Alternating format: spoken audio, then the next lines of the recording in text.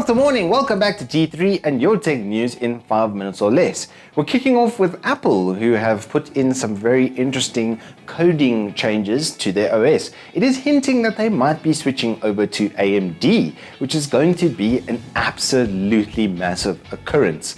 Now, for the uninitiated, what happened before was Apple actually used to produce their own processors. The last rendition of that was about in 2006 with their Apple G5. They then switched over to Intel Core technology because it was so efficient and so much better than they were producing. It was almost impossible to compete, and they've been with them ever since. So if you're keeping count, that's about 14 years that they've been with Intel now, and that is quite a big partnership. Every single MacBook Pro, iMac or otherwise pretty much has an Intel in it. So if they're going to switch over to AMD, that could be their fourth major partnership.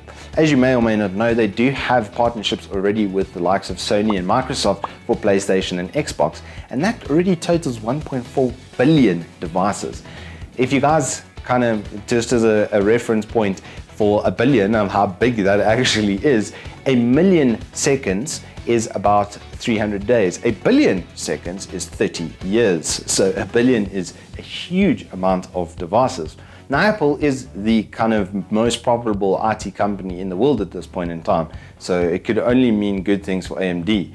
It seems like they just keep turning the screws on Intel and it's getting hot in the kitchen. As a result though, Intel have decided to focus more on IoT. They have revealed something called Mobileye, which is going to be an automated driving system, which does look really interesting. While they have really good stuff happening as well in memory and these kind of products with SSDs and micro technologies like the Intel NUC, it does seem like they're ahead of the curve for IoT. And this is a much bigger industry than IT and desktop is at the moment, about 4 times larger. So it does make a lot of sense that they would stop trying to fight that battle head on when they are quite so far behind.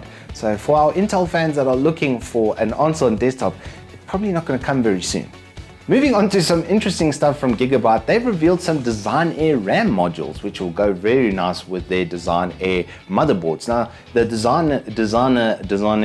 Designare, however you want to say it, products were built around look and feel for more of a kind of corporate or business kind of environment. They're still gaming spec and really high quality, but now they've just keep expanding that kind of portfolio. As we've seen with Aorus, they've got their memory products and their kind of SSD products, monitors, all of that kind of stuff coming out now as well. This does kind of feel like a feather out of the cap from Asus though, with this product line expanding. I can only hope that they keep their reliability up, because if it's anything like the good old Socket 939 Enforce 4 motherboard I had way back yonder, then these are going to be really good products and should be on your radar.